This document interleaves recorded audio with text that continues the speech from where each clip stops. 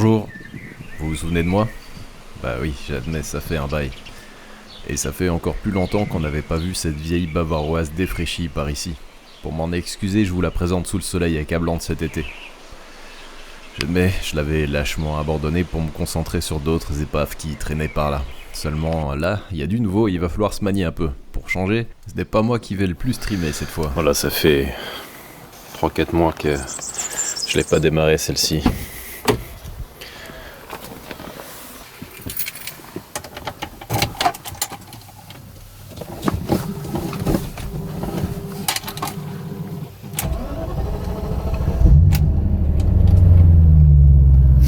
Pas trop mal. Un peu bloqué à l'annonce de me retrouver sans lieu de bricolage ni outil pendant un temps, j'ai reçu un appel qui sonne comme un miracle à mes oreilles. L'occasion inespérée d'accélérer par la même occasion la dernière partie de la restauration de cette BMW série 7. Avant de la laisser entre d'autres mains, je dépose donc le ciel de toit qui bâillait comme s'il revisionnait l'épisode 1 de Star Wars. On va s'en occuper avant que la voiture ne disparaisse ailleurs.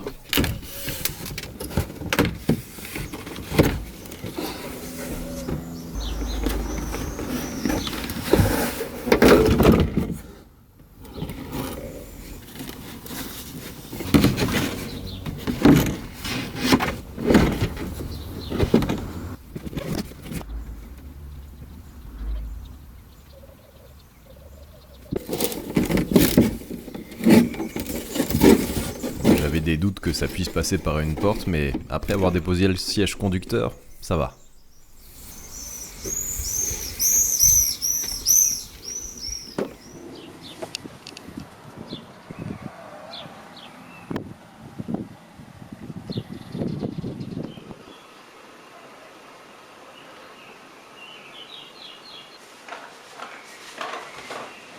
Quand les bagnoles ont un tour ouvrant, en général, le ciel de toit, quand il décolle, l'avantage c'est qu'il vous tombe pas sur la gueule.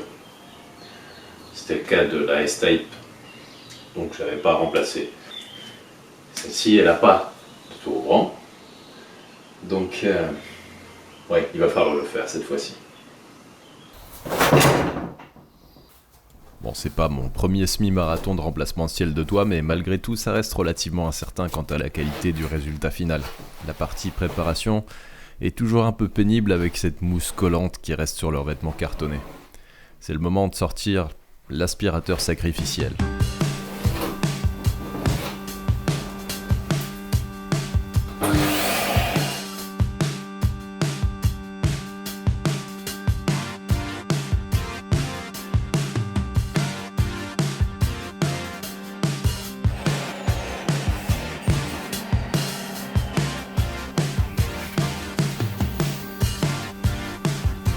C'est pas mal comme ça. En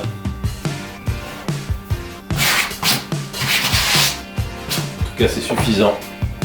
Après être venu à bout de cette purée et avoir coupé la bonne longueur de tissu, on choisit le plus gros bidon de colle qu'on a sous la main et on espère très fort ne pas avoir à le ressortir avant un moment.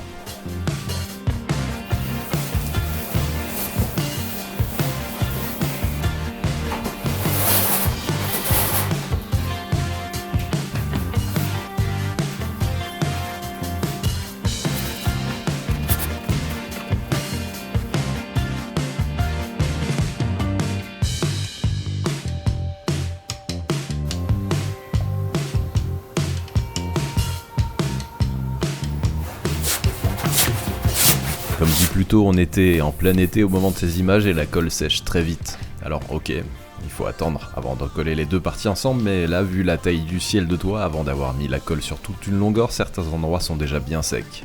On fera avec. J'avance section par section et évidemment j'arrive aux formes les plus pénibles avec les gros creux des poignées de maintien par exemple. Comme il reste quand même le risque d'imbiber de colle la mousse en appuyant trop fort avec les doigts, j'utilise une bouteille lisse pour l'encollage. Mais j'ai déposé un brevet pour ça. Allez, on abrège parce qu'on a une livraison de prévue.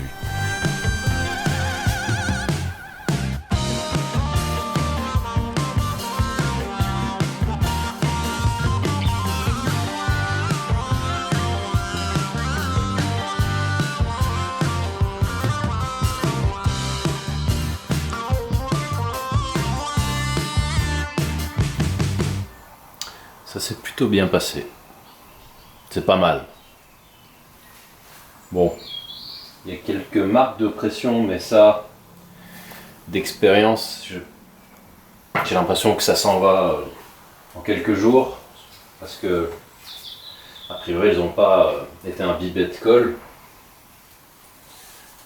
Et il y a quelques zones où ça va être un petit peu tendu d'avoir un collage parfait, mais a priori c'est là où il y a des poignées, des pare-soleils et ce genre de choses, et ça se verra pas trop normalement. Mais je vais quand même rajouter des poids, enfin transférer cela ici, parce que ça aide bien quand même, ça a bien fonctionné. En tout cas, ce sera nettement mieux que l'état de départ. Et c'est déjà pas mal. Vous savez, il se passe un truc assez inattendu. Là, je suis en route pour un garage de la Couve-Levis, juste à côté de Voiron. C'est des gens qui suivent la chaîne et ils ont vu la vidéo où j'expliquais mes emmerdes de maison. Et ils m'ont proposé de faire une pierre deux coups, de me filer un gros coup de main et puis de parler d'eux. Et je pense que c'est la moindre des choses que je peux faire pour eux justement. En fait, ils m'ont proposé de refaire toute la carrosserie de la série 7. C'est pour ça que je la conduis là pour leur emmener. Donc déjà, un énorme merci à eux. Je sais ce que ça coûte en produits, en temps. Et j'espère que ça leur ramènera 2-3 clients. Vous verrez un peu la qualité du travail qu'ils font. J'ai jeté un coup d'œil déjà à leur page Facebook et c'est vrai que c'est du beau travail, quoi. C'est de la belle peinture et ils font les choses correctement. J'ai déjà assez hâte de voir le résultat final. J'espère que vous ne serez pas déçus, que ce soit pas moi qui m'en occupe, mais dans la situation actuelle, en fait, je voyais même pas comment j'allais pouvoir le faire. Je vais devoir de nouveau déménager a priori et une peinture complète. Ça implique énormément de temps de ponçage, etc., de préparation, d'achat de produits et faire une complète de nouveau en extérieur près des voisins, je sais pas comment j'allais pouvoir le faire. Donc finalement ça tombe plutôt bien dans ces circonstances. Bon, au moins ça me donne une bonne raison de conduire la voiture, chose qui est plutôt agréable.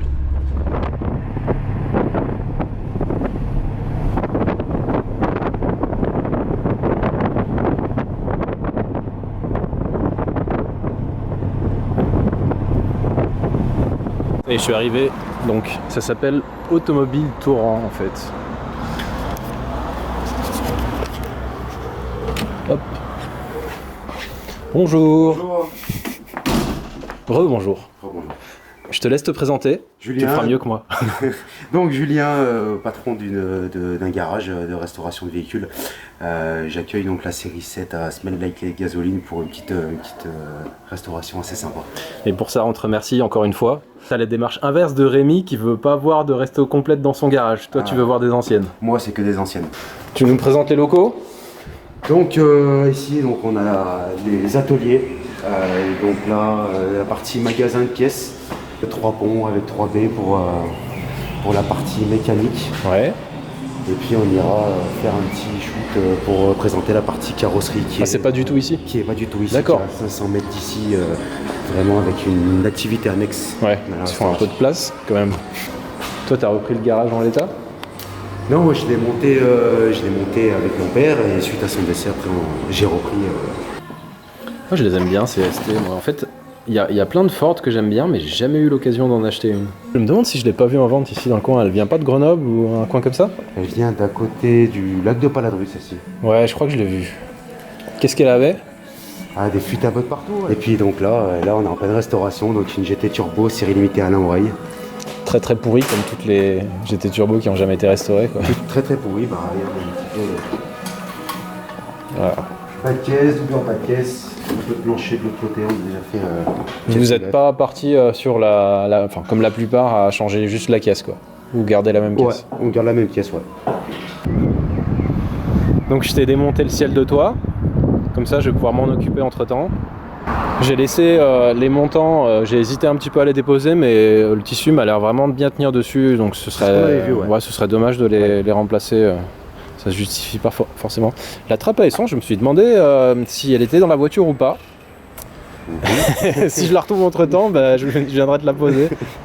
Vous avez prévu d'attaquer ça comment du coup? C'est démontage intégral des extérieurs? On va commencer par démonter les ouvrants, on va démonter tout ce qui est pare-choc. Ah, vous déposez les portes par exemple? Ouais, on va déposer. Ouais. Là, surtout déjà pour l'arrière, du coup, vu que tu l'as changé entre-temps, on va refaire donc les intérieurs comme à l'origine. Et puis oui, on va voir parce que en général, j'aime bien quand même déposer les éléments, surtout sur ces voitures-là, pour faire les intérieurs de porte. Parce que des fois, c'est vrai, quand on ouvre, ça juge un peu entre l'extérieur et l'intérieur. Donc c'est toujours plus sympa, quoi. Ouais, puis en plus, je crois qu'à certains endroits, il y a eu du dégât pour des...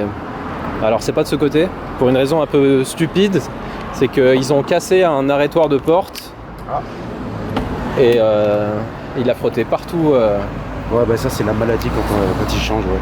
Il y en a beaucoup qui ont ça. Je suis un D'ailleurs, pour l'instant, tyran j'en ai sans pas encore pitié, j'ai retrouvé un. accepté ce deal à condition d'avoir des choses à vous montrer. Et oui, c'est pas une émission de télé, donc la voiture ne passe pas de l'état d'épave à celui d'une caisse de showroom d'un claquement de doigts. Voilà donc la première partie précédant le début du vrai travail de carrosserie, le démontage de tous les accessoires, optiques, pare-chocs. Bon, les ouvrants seront déposés un peu plus tard. Si vous avez besoin d'une petite piqûre de rappel sur tous les défauts carrosserie, je vous renvoie vers l'épisode 2 durant lequel je vous montrais tout ce que j'avais remarqué. Et c'était pas ça qui manquait. Le gros point positif ici, c'est que la caisse est pas trop corrodée. On n'en est pas au stade de l'Audi 200.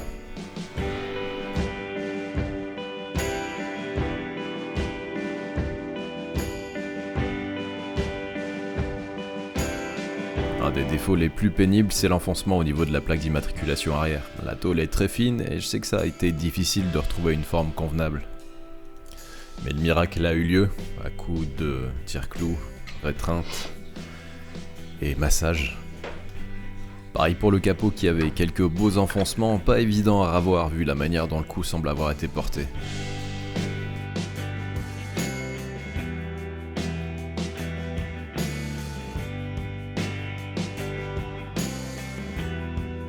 L'avant droite que j'avais hésité à remplacer ne semble pas leur avoir posé de grosses difficultés, c'est l'expérience qui parle. A mon avis, ils ont tellement trimé sur les ailes arrière défoncées par le passage des jantes en 20 pouces que le langage employé aurait été inapproprié pour l'algo de YouTube. Donc on passe directement à la partie cabine pour le passage de l'après-garnissant.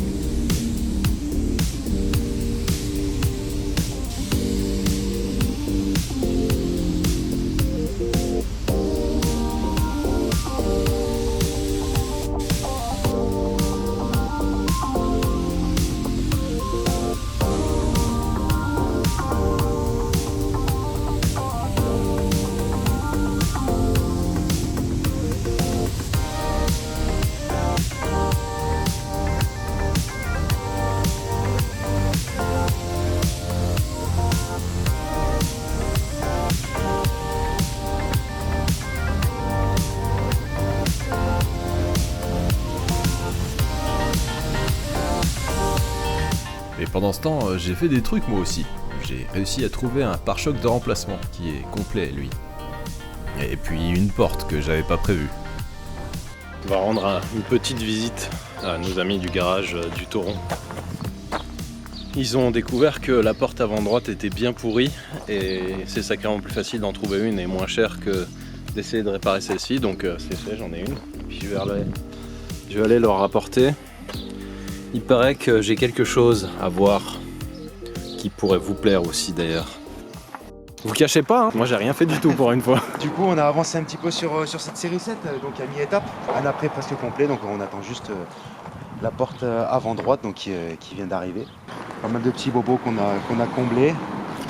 Avec la surprise de la porte. Une petite surprise sur la porte, une petite surprise sur la partie avant de l'aile qui avait pas mal de mastic. Donc, ça j'avais pas vu. Enfin le reste était tellement dégueulasse, rouillé, déformé que j'avais pas fait attention à mon avis. C'est ça.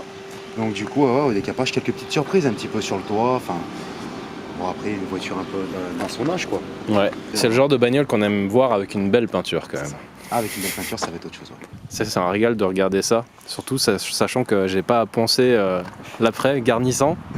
C'est là, particulièrement un plaisir. Il va y avoir un petit peu de boulot sur l'après, donc on va caler à la main avec la cale, donc toutes les parties un petit peu planes, donc le doigt, la malle et puis tout ce qui est capot pour que les impacts se voient. Ouais, parce que quand il y a pas mal de grêle, pour avoir testé sur la 200, c'est pas toujours facile de voir tous les endroits où il y avait des très légers enfoncements. Non, après on traite les plus gros et puis après on vient poncer la tôle, on va dire, pour aplanir au maximum. Après on met l'après et puis on réaplanit avec l'après pour avoir une belle finition. Moi je pensais avoir fait des trucs très bien à certains endroits, puis finalement à la fin, une fois que tu as mis le vernis, tu vois qu'il y a encore des très légères bosses. Le vernis avec l'effet miroir, ça pardonne pas. Non.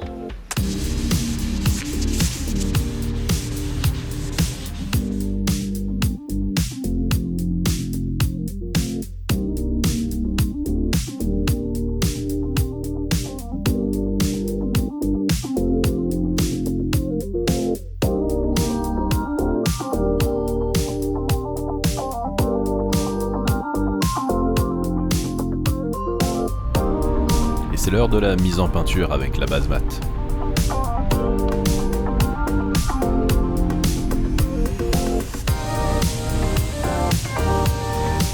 Suivi par le moment que j'attendais le plus, le passage du vernis.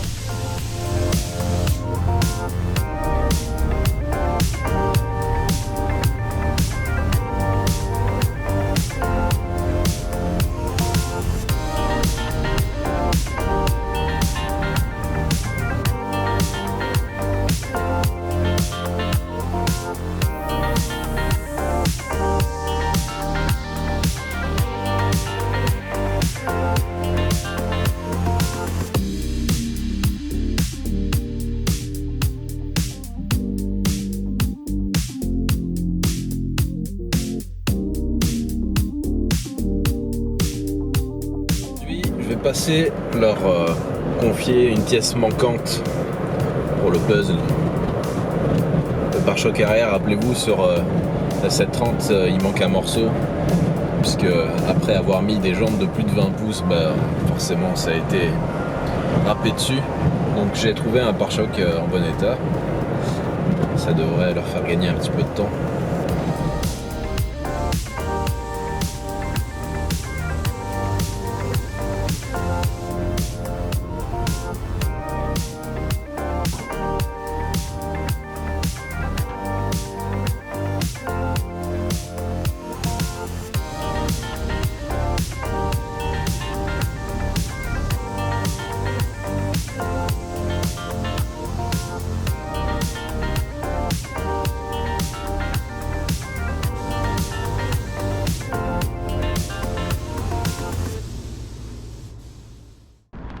Bon ça y est. Ça y est, c'est le moment de découvrir, tu l'as pas encore vu. Je t'avais même demandé de pas m'envoyer de photos pour avoir la surprise. Du tout. Ah. Putain, on la croit à la sortie de concession presque. La voilà, fini. Magnifique. On a l'impression. C'est beau. Ça la change. Hein. Ah ouais. Franchement, elle méritait la peinture. Hein. Ah ouais. Après la 6 années, hein, elle était pas dégueulasse non plus, comme on avait dit, mais. Ça aurait pu être pire, ouais. Mais ça lui donne un coup de jeune. Ouais. Sur quoi vous avez le plus galéré finalement? Franchement, sur le coffre. À cet endroit? Ouais, sur cette partie-là, c'était vraiment. Parce qu'il y avait eu des petites déformations vers l'extérieur, je crois. Vers l'extérieur, vers l'intérieur, c'était vraiment un champ de crosse. Et c'est super fin comme tôle. Ouais. Et du coup, ça vous l'avez peint? On l'a peint, bien sûr. Ah, ça ressemble vraiment bien à du plastique. Hein. On est sur le biton, ouais. On l'a fait en 2 fois. On a peint la partie dessous en ton carrosserie. Ouais. Et puis par-dessus, on a fait un noir et un vernis mat pour que j'étais un peu inquiet que ça se voit que ça soit peint, mais en fait non, franchement. Ah bah là vraiment on colle vraiment à l'origine hein, quand on voit la différence. Bah c'est juste qu'après les autres plastiques sont un peu passés, voilà. Mais donc ça c'est la porte qu'on a dû remplacer. C'est la porte qu'on a remplacée. Celle-là, elle était saine, ça va, à part des petites merdouilles à l'intérieur. Ouais, complètement saine. Après, c'est sûr qu'il y a 2-3 petites choses à revoir forcément sur une restauration, carrosserie, mais bon. Vous avez pas trop galéré sur les poignées du coup?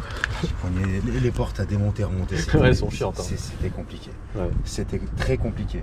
Quand j'avais juste remplacé celle-ci, parce Ouais. qu'elle était explosée, on l'avait moitié ajusté pour que ça ferme et qu'il n'y ait pas trop de gap, mais c'est vrai qu'il y a du temps à passer dessus pour avoir des bons alignements. Ouais, bah les alignements, le problème c'est que sur ces années-là, c'est sur toutes les marques, c'est super difficile d'avoir des alignements. Du coup, on a démonté donc forcément éléments déposés, donc toutes les portes. Ouais. Toutes les portes rétro pour faire tous les intérieurs de portes, régler. Il y a que les vitrages avant-arrière qui sont restés pour le coup. C'est ça. Ouais. Il n'y a que ça parce il n'y avait pas de traces de rouille a priori, donc c'était pas vraiment nécessaire de les retirer. Quoi. Ouais. Ah non, je sais que le travail que ça représente et le risque d'avoir de la casse est pénible. Quoi. Ouais, le problème c'est qu'en ce moment je voulais remettre du joint neuf. Le problème c'est que je me suis renseigné pour avoir introuvable. Les joints c'est compliqué. Cette porte là, je sais plus de quelle couleur elle était. C'était un gris foncé. C'était un gris foncé. C'était un gris foncé. Ouais. Donc ouais. Donc on a tout super remonté. Propre. Celle-là c'était un gris et pas le bon non plus. Pas le bon non plus, donc c'est pareil, démontée complète et reprise complète de l'intérieur pour avoir la même teinte. T'avais même nettoyé l'intérieur? Tout est fait. Magnifique. Moi j'ai préparé mon ciel de toit, j'ai juste à recoller les rebords à l'intérieur et je vais pouvoir la remonter. Vous avez gardé finalement C'était trop risqué j'imagine de bosser sur le panneau. C'était le problème c'est que déjà en plus il était grêlé déjà au départ. Et là t'avais des gros risques de déformation à faire une soudure à cet endroit je pense. C'était trop risqué. Je pense que ça finira avec un bouchon. Ça sera beaucoup plus discret que l'antenne pétée quoi. Pour une voiture surtout qui était grêlée. Il y a ça en grêlé, donc beau, on avait toutes les parties supérieures, donc la partie de la malle arrière haute et puis surtout le capot. Mais en fait ça se voyait pas trop parce que le vernis il était cramé quoi. Il était cramé. Mais par contre quand on a commencé à poncer, il y avait vraiment beaucoup de petits impacts, quelques gros, mais vraiment des petits et ça a été compliqué. Je pense qu'on a quand même bien fait de retrouver un autre pare-choc parce que l'autre il était fatigué en fait. Parce que là je vois les ajustants avec les baguettes et tout, il est bien meilleur que celui que j'avais. Parfait, en plus tout a été démonté pour la peinture, donc on a tout rassemblé après au montage, donc tout s'est bien passé, franchement on n'a pas eu de surprise. Je me dois de vous remercier, je sais ce que ça représente en France le coût d'une carrosserie à reprendre complètement comme ça là, surtout que c'était pas juste un voile quoi. Non, c'était pas juste un voile, il y avait quand même pas mal de petites tôleries, un peu sur les ailes arrière, la rouille et puis surtout les parties qu'on a refait, donc les passages de roue, ce qu'on avait vu avant, il y avait pas mal de mastic, on a tout enlevé, redressé, clairement décapé tout le mastic pour pas qu'il y ait d'endroits qui risquent de fissurer avec le temps. C'est pas une bagnole avec 10 kg de mastic au moins. Non. Là, je sais comment vous bossez à ce niveau. On voit des restaurations, il y a quelques centimètres et franchement ça fait mal au cœur parce que avec les années ça va fissurer clairement. Je pense que beaucoup de bagnoles que vous récupérez anciennes, elles ont déjà été refaites un peu comme ça. Quoi. Surtout les Américains, tout ce qui est importé d'Amérique, ils aiment bien les bonnes couches de mastic. J'ai vu des trucs déjà, mais même sur une maison on n'oserait pas le faire quoi. Mais c'est abusé, on a fait quelques restaurations qui étaient... Là du coup vous en occupez un peu à temps perdu. Moi j'étais pas pressé, j'avais des soucis pour de toute façon pouvoir la caser quelque part. Et si vous aviez eu à bosser dessus plein temps, ça vous aurait pris combien de temps? Entre plein temps, je dirais 3 bonnes semaines. 3 bonnes semaines. 3 bonnes semaines. Il me reste plus qu'à peaufiner le truc, tu vois, j'ai encore les centres de roues à peindre. L'intérieur à finir. Ma seule manière de vous remercier correctement, c'est de vous conseiller aux abonnés et aux autres personnes qui regardent la vidéo parce que déjà c'est pas trop difficile pour moi vu que le travail est bien fait et qu'en plus c'est réalisé dans les règles de l'art. Donc garage de la Coublevis, renommé garage du Toron, c'est ça? Automobile Torrent, exactement, Automobile Torrent qui on va de plus en plus vers la spécialisation. Vers l'ancienne. Vers l'ancienne. Et la Type E, elle en est à état de démarrer? Bien sûr. Allez, il y a moyen de l'entendre? Il y a moyen de l'entendre. Génial.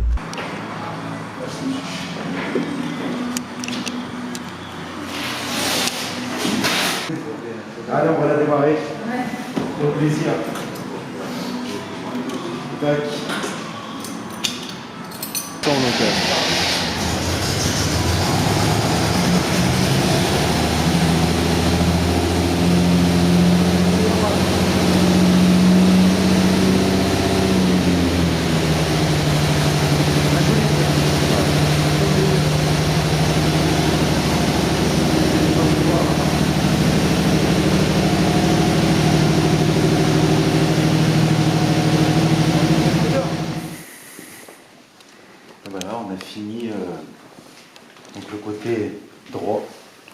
on a fait la même chose du côté gauche.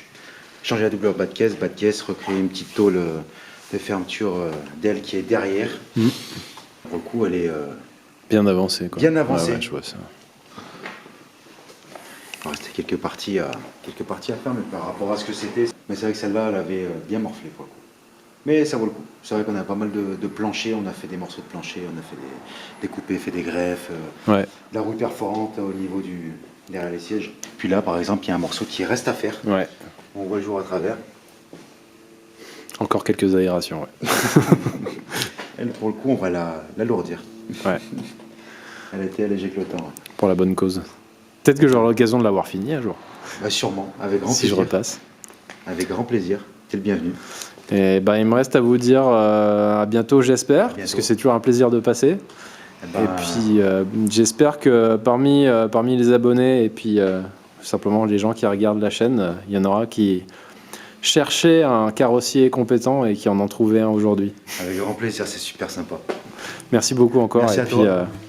Et puis au plaisir. À bientôt. Repasse quand tu veux. ça marche. Ciao. Ciao. Voilà, il est temps de rentrer avec la désormais rutilante série 7, ce qui est évidemment en soi loin d'être une corvée.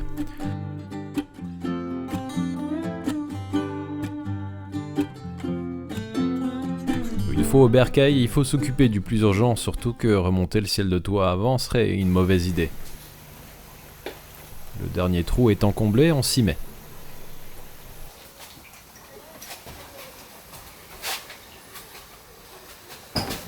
Il est sorti par là, on devrait donc pouvoir le faire rentrer de la même manière que quelques semaines plus tôt.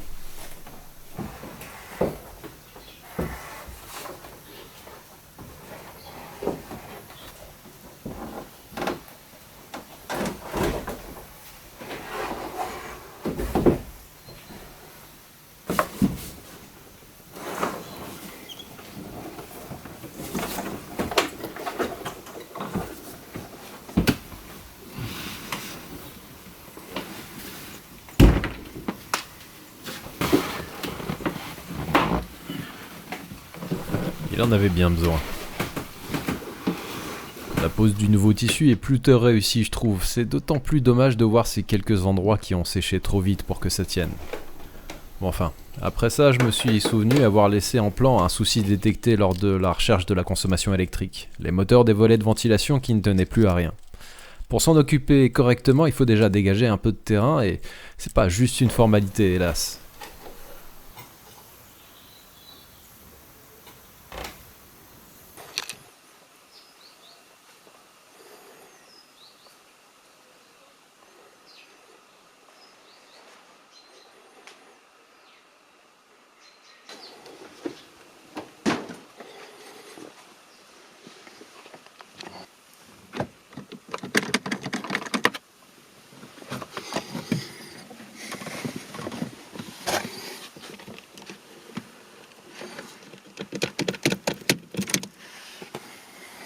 Après une bonne heure de gym, avec en bonus les leviers et biellettes qu'il a fallu remettre en place puisqu'ils n'étaient plus connectés à rien, ça tient et ça devrait pouvoir fonctionner.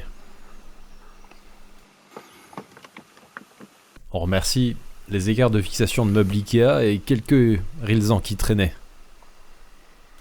Alors le feu arrière droit faisait un bel aquarium, mais je préfère le remplacer par un modèle étanche.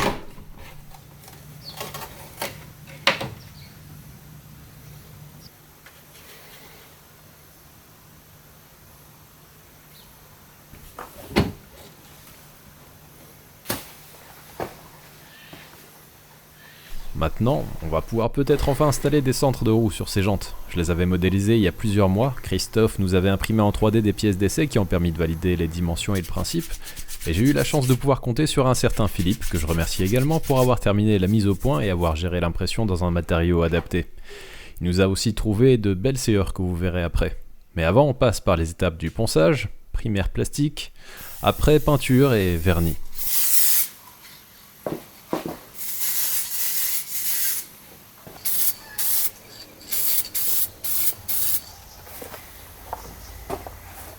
Une fois sec, je pose les stickers et j'installe les serrures.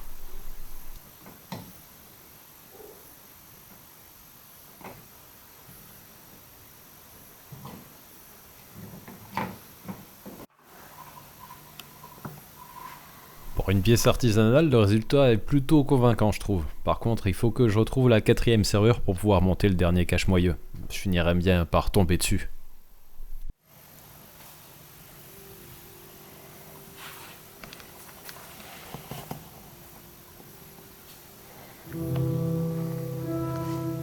Je les remonterai de nouveau quand ce sera le cas. Pour le moment, on peut déjà regarder plus en détail à quoi ressemble notre 730i désormais et se rappeler à quoi elle ressemblait l'an dernier.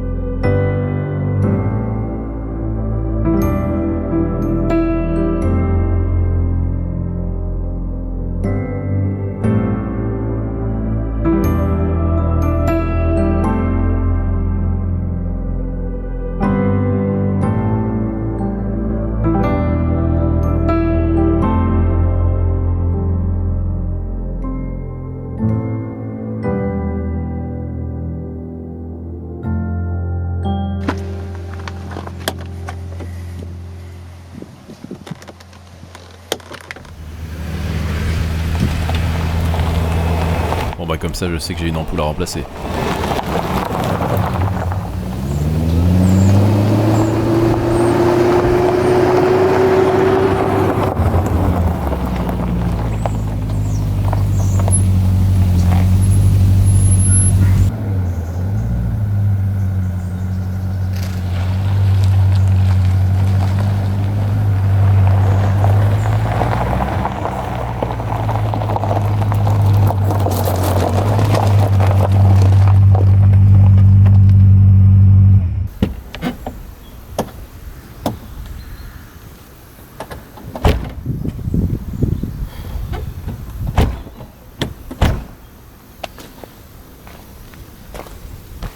Ça représente bien ce qui se passe avec cette voiture en fait.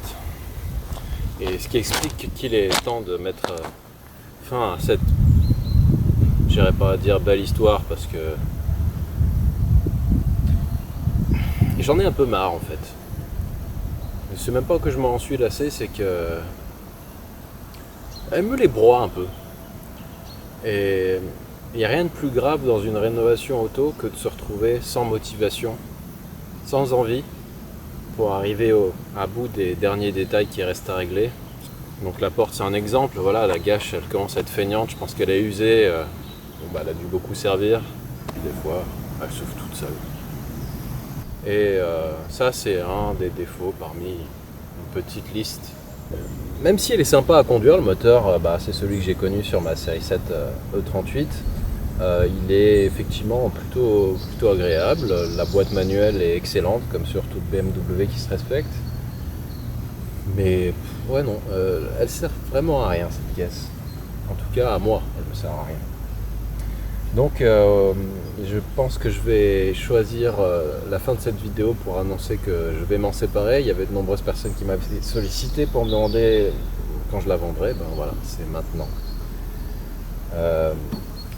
Au-delà de l'absence de motivation qui n'est pas forcément toujours rédhibitoire, hein, je peux me donner des coups de pied au cul, ça m'arrive tous les jours. Et j'ai besoin de la place. Et maintenant qu'elle est splendide extérieurement, je me vois mal la mettre à l'extérieur. Mais j'ai besoin vraiment de mettre des voitures dedans là. Donc la place est précieuse et je crois que le cumul de ces facteurs fait que ouais, il est temps de la laisser partir vers d'autres horizons.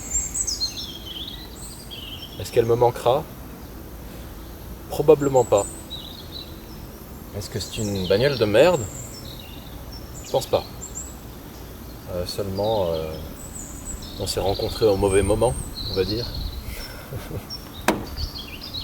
En s'agissant d'une BMW, en plus un petit peu ancienne maintenant, elle pourrait faire partie du lot des caisses proposées et mises en annonce à des prix que je qualifierais de improbables ou irrespectueux.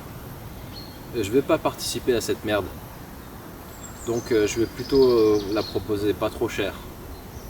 Bon, pas trop quand même, parce qu'à un moment donné, ça commence à être un vrai foutoir vis-à-vis des gens qui me sollicitent, et puis ça évitera à certains de se lancer là-dedans et puis de se retrouver le bec dans l'eau, parce que ouais, ça coûte un peu de sous quand même de rouler avec, et ça en coûtera aussi de peaufiner la mise au point de cette voiture. On est quand même à l'ère du début de l'électronique chez BMW, et on peut décréter que c'était pas leur truc. Non, ils étaient pas doués là-dedans. Bon, je vous cacherai pas quand même que je suis déçu et même un peu honteux de laisser tomber maintenant. J'ai été emmerdé pour plein de trucs qui ont rien à voir avec la chaîne. Franchement, c'était une bonne année sur YouTube, je trouve, et j'ai pas du tout à m'en plaindre, bien au contraire. Par contre, ouais, à d'autres niveaux, c'était une année bien à chier. Voilà, j'essaye de m'expliquer sur le sujet sans vraiment me justifier. Mais... Donc je vous dis à la prochaine avec une autre. Ciao. Et pour ne pas alimenter la réputation des conducteurs de BMW, ce qui justifierait ce t-shirt de très bon goût, je quitte la séquence dans le respect du silence et du calme environnant.